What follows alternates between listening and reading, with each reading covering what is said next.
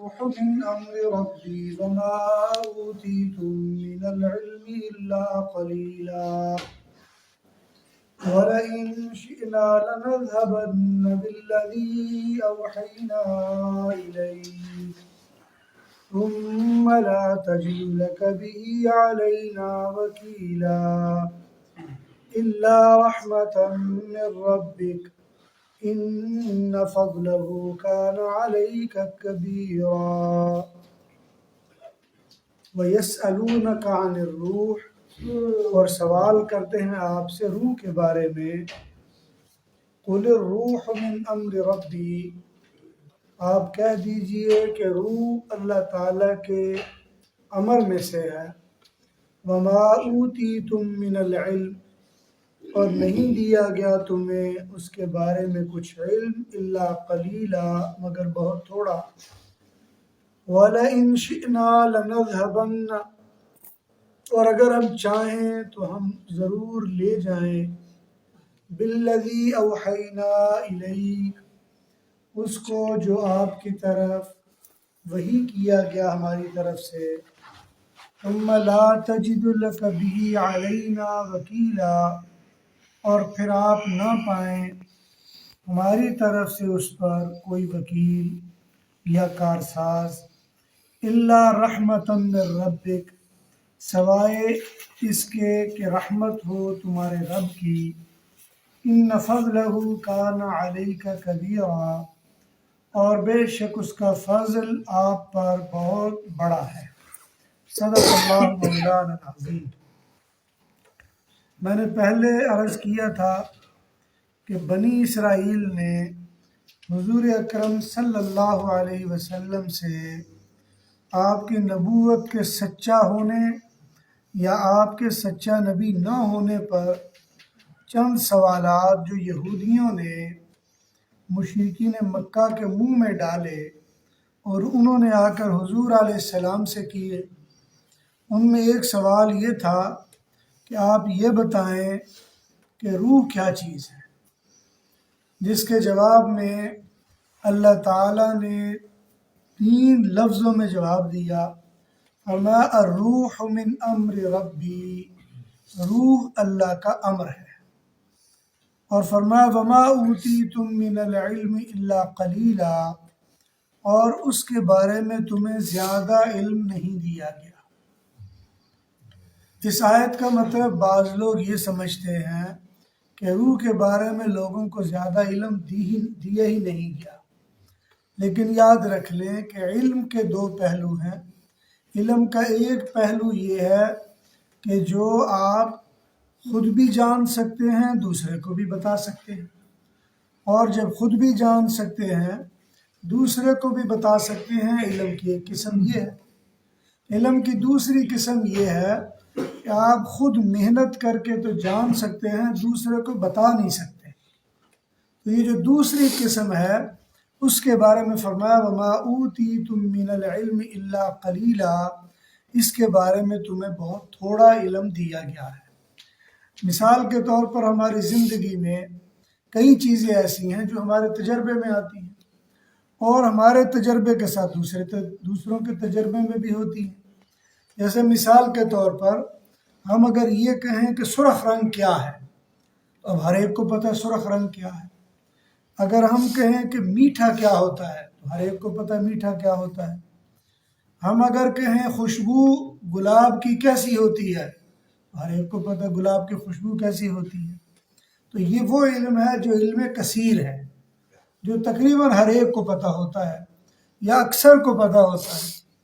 اور اس کے مقابلے میں اگر یہ کہا جائے کہ بتائیے جن کیا ہے، اب جن ہے تو صحیح، لیکن ہر بندے کا جن سے پالا نہیں پڑا ہوتا، بعض کا پالا پڑتا ہے اور بہت سو کا نہیں پڑتا۔ اسی طرح اگر پوچھا جائے کہ بتائیے جی فرشتہ کیا ہے، تو فرشتے کے بارے میں ہو سکتا ہے پوری مجلس میں ایک آدھ بندہ ہو جس کو پتہ ہو فرشتہ کیا ہوتا ہے۔ اس لیے کہ یہ وہ چیزیں ہیں جو اللہ تبارک و تعالی نے بنائی بھی ہیں اور اس دنیا میں موجود بھی ہیں، اور انسانوں سے ان کا تعلق بھی ہے، لیکن ہوتا بہت کم ہے۔ مثلا کوئی بہت نیک اللہ کا ولی اعلیٰ درجے کا آدمی ہوگا تو اللہ تعالیٰ اس کو کسی وقت کسی فرشتے سے کوئی ایسا تعلق جوڑ دیں گے اور اسے پتہ چل جائے گا. اب وہ ہزاروں میں ایک دو ہو سکتے ہیں. اسی طرح روح کا معاملہ ہے. ایسے علم کو علم قلیل کہا جاتا ہے. یہ علم کثیر نہیں ہے، یہ علم قلیل ہے. ہمارے ہاں درس نظامی میں منطق کی اصلاح میں علم کی دو قسمیں ہیں. ایک کو علم تصدیق کہتے ہیں، ایک کو علم تصور کہتے ہیں.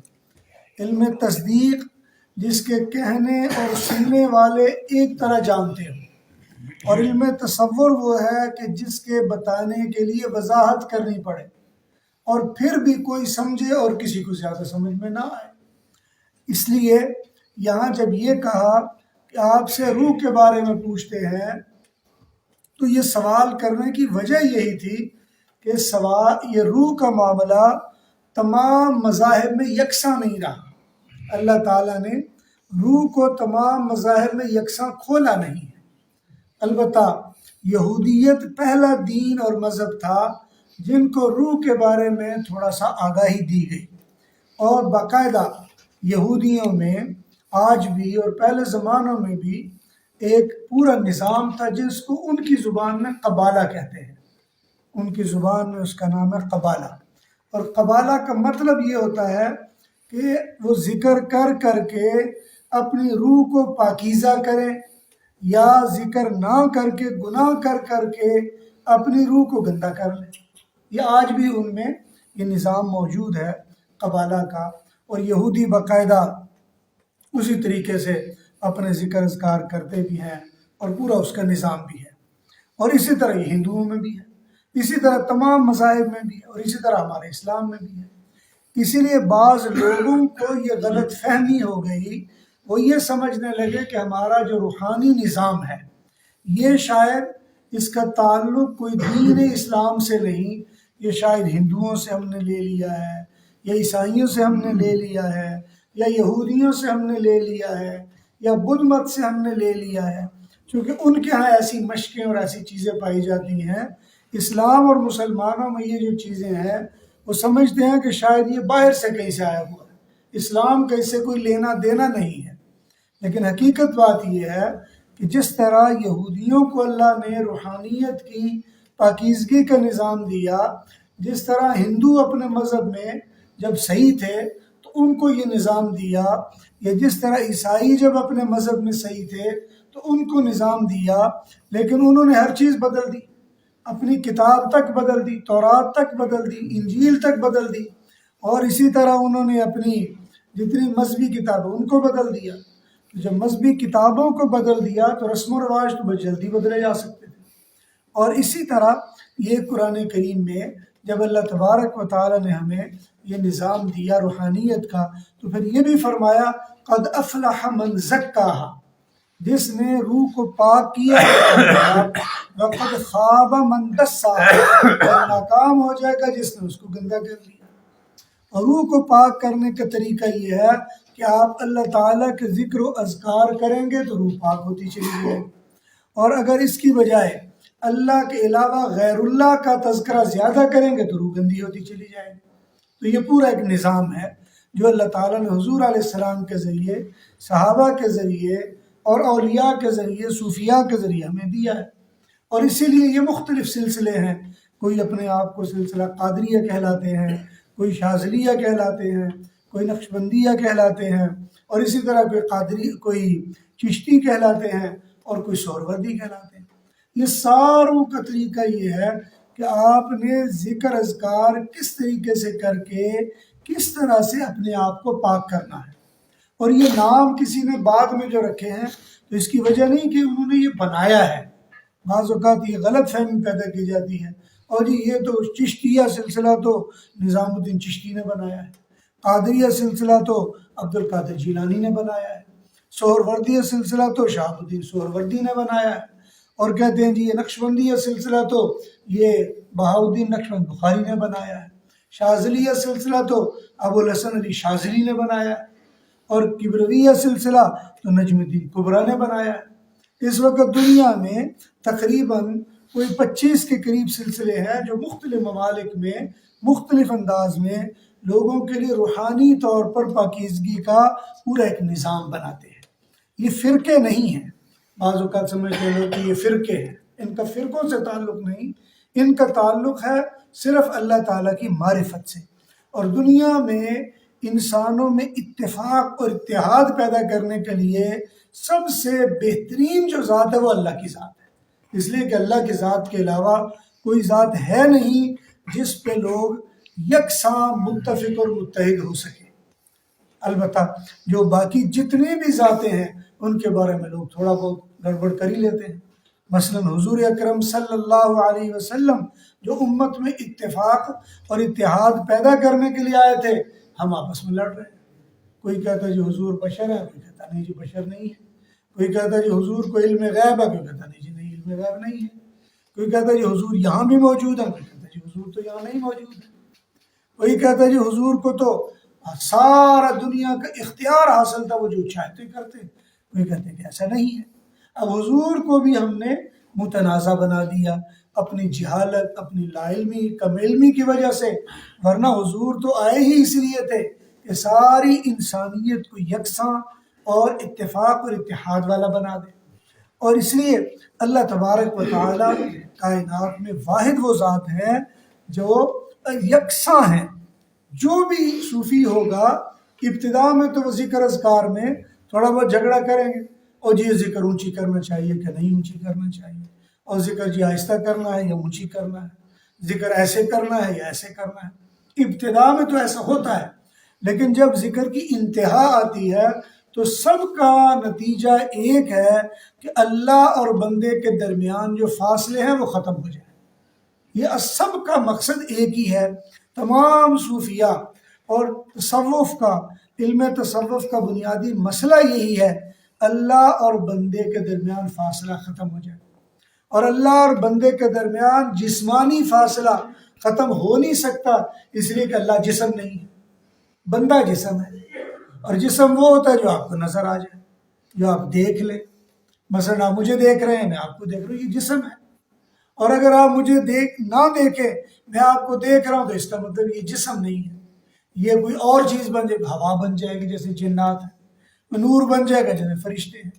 تو اللہ چونکہ جسم نہیں ہے اور آپ جسم ہو، تو اللہ سے آپ کی دوری جسمانی تو ختم ہو نہیں سکتی، اس لیے کہ جسمانی دوری تو ختم ہوگی کسی جسم والے کے ساتھ۔ جیسے آپ ایک دوسرے کے قریب بیٹھے ہیں تو یہ تو ہو سکتا ہے کہ آپ جسم والے ایک دوسرے کے قریب بیٹھ جائیں۔ اب یہ نہیں ہو سکتا کہ آپ کہیں کہ میں اللہ کے بھی ایسے قریب بیٹھ گیا۔ البتہ اللہ تعالیٰ سے جو دوری ہے وہ روحانی ختم ہوتی ہے، روحانی طور پر اللہ سے دوری ختم ہو جائے گی۔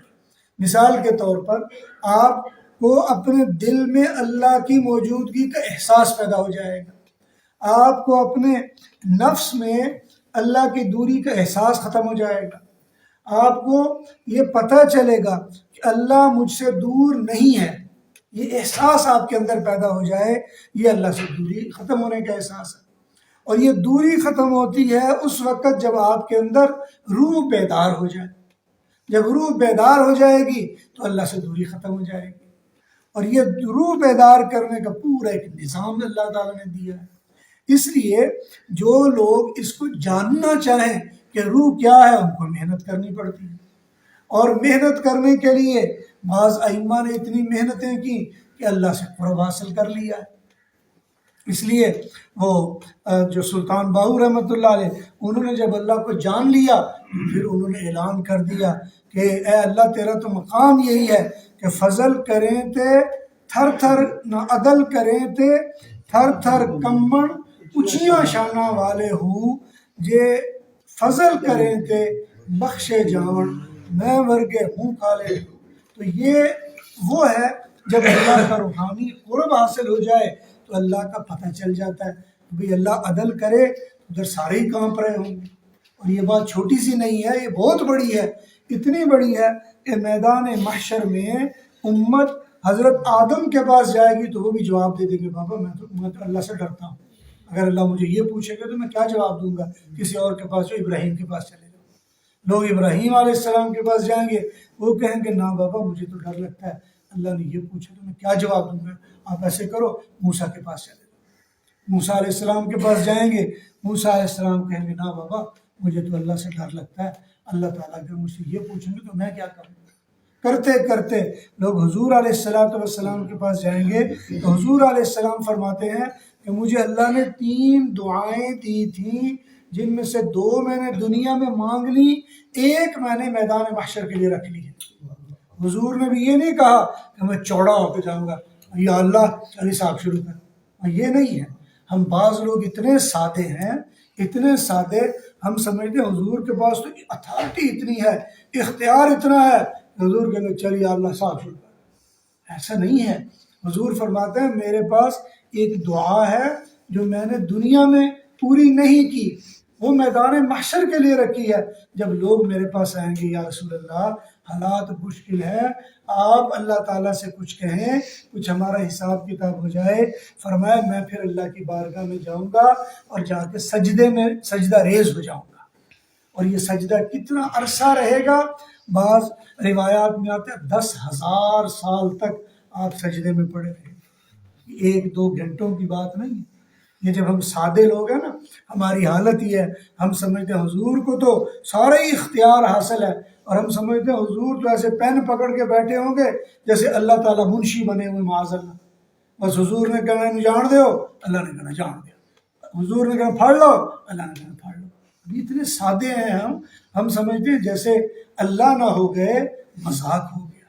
یہودی بھی یہی کہا کرتے تھے، وہ کہا کرتے تھے لم تمسن النار الا ایاما معدودہ، ہمیں تو آگ لگ ہی نہیں سکتی، ہمیں کیسے لگ سکتی؟ نبیوں کا خون ہمارے اندر ہے، نبیوں کی روح ہمارے اندر دوڑ رہی، ہمیں کیسے آگ لگ سکتی ہے؟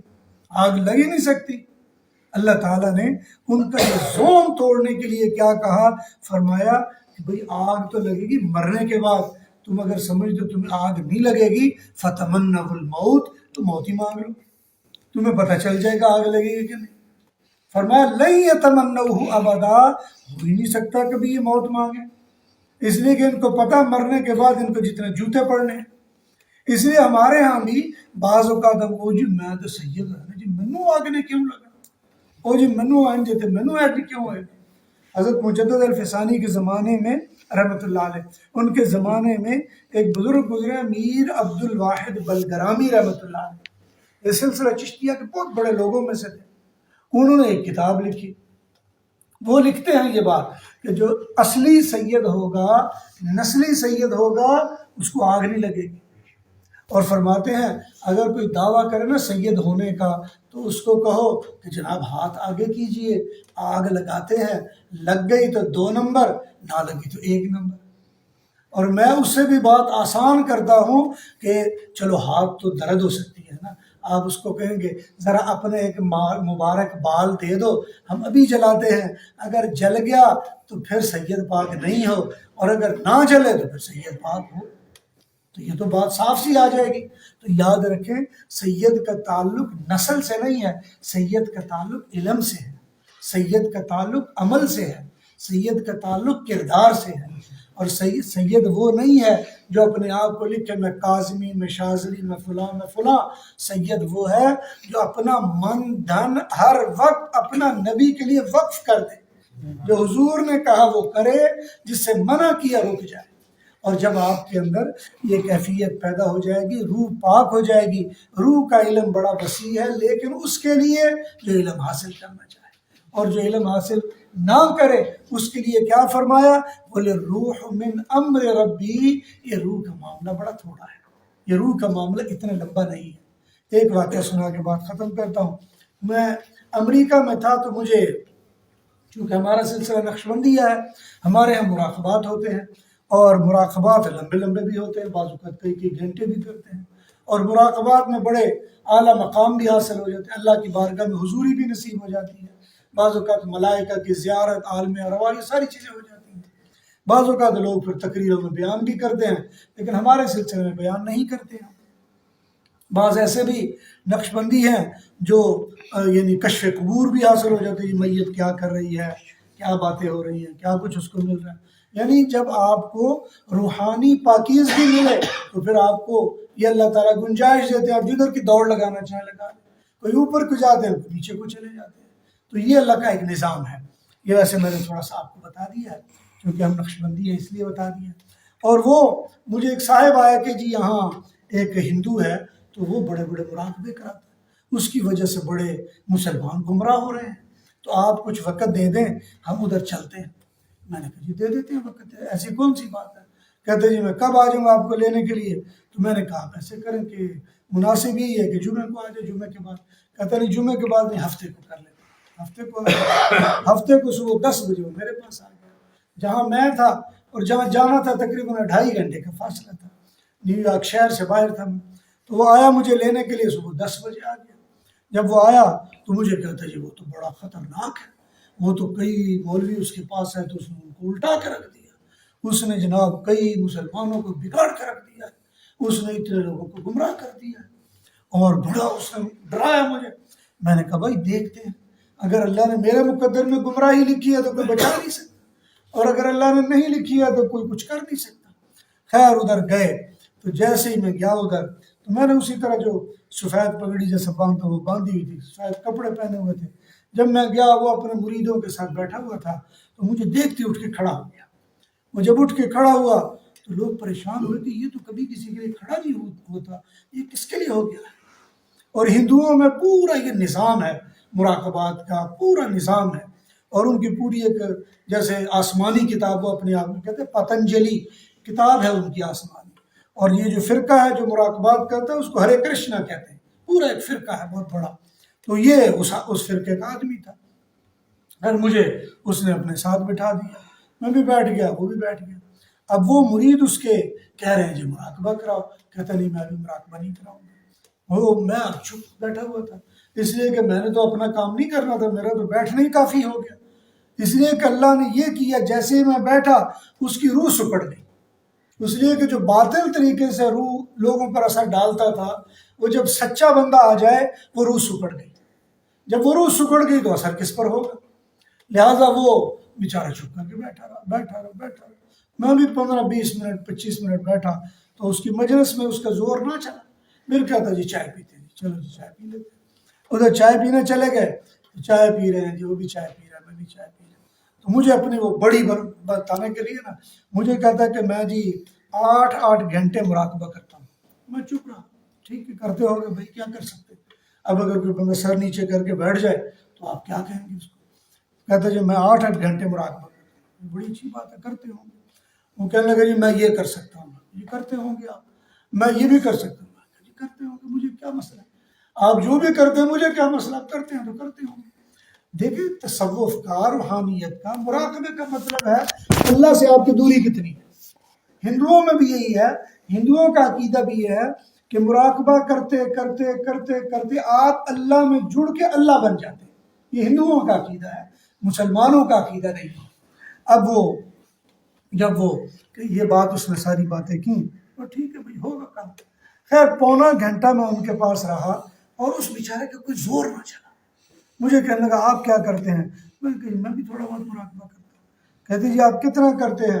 میں نے وقت مل جائے تو زیادہ بھی کر لیتے ہیں، ورنہ زیادہ سے زیادہ 1 گھنٹہ کر لیتے ہیں، اس سے زیادہ وقت ملتا ہی نہیں. لوگ کبھی ادھر سے کوئی مسئلہ پوچھنے آ جاتے، ادھر ٹانگ کھینچنے والا آ جاتا ہے. مفتی صاحب یہ بتا دو، مفتی صاحب وہ بتا دو، مفتی صاحب یہ تعویذ دے دو، مفتی صاحب یہ ہو گیا کیا کریں، مفتی صاحب نماز ہو گئی کہ نہیں ہوگی، مفتی صاحب وضو ٹوٹ گیا کہ نہیں.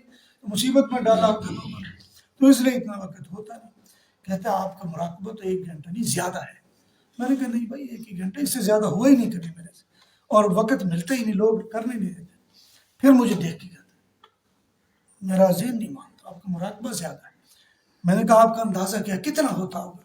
کہتا مجھے تو لگتا ہے کم از کم 12 سے 15 گھنٹے ہم مراقبہ کرتے ہوں. میں نے کہا اچھا چلو ٹھیک ہے. خیر میں نے مجلس کو ختم کیا، اس لیے کہ یہ روحانی عام جب کسی جگہ مناظرہ کرے نا تو اس کی باتیں اور ہوتی ہیں. جب کسی روحانی محفل میں جائیں وہاں بات اور ہوتی ہے. روحانی محفل میں بات نہیں ہوتی، اس لیے کہ آپ کے جانے سے اگلے کو پتہ چل جاتا ہے، اور کسی کے آنے سے اگلے کو پتہ چل جاتا ہے بھائی کتنے پانی میں ہے. وہاں بات کرنے کی ضرورت ہی نہیں پیش آ جاتی. اس لیے وہ خیر اپنے اس نے مرید خاص کو کہا کہ یار تم نے نا حضرت صاحب کو چھوڑ کے آنا ہے. تو مجھے پنڈت صاحب کہہ رہے تم نے پنڈت صاحب کو چھوڑ کے آنا ہے. خیر میں دل میں سوچ رہا تھا کہ مفت میں مجھے اس نے پنڈت بنا دیا۔ خیر وہ گاڑی لے کے نکلا، وہ جو مجھے مرید لینے آیا وہ پیچھے بیٹھ گیا، آگے میں بیٹھ گیا، اور میرے ساتھ وہ جو ساتھی وہ بیٹھ گیا۔ تو اب وہ اس نے دیکھا میرے پیر صاحب سے تو اس کی باتیں ہوئی نہیں، چلو اس نے اپنی بڑی لمبی چھوڑنی شروع کی۔ خیر نیو یارک شہر میں سڑکیں موڑ بڑے عجیب ہیں، شہر سے باہر نکلے تو مجھے کہتا ہے کہ جی میں 8 گھنٹے مراقبہ کرتا ہوں۔ اب میں نے کہا چلو میں اس کو کچھ تو سمجھا دوں۔ میں نے کہا میرے حساب کے مطابق تم 5 منٹ بھی نہیں مراقبہ کرتے۔ کہتے کیسے آپ کہہ رہے ہیں؟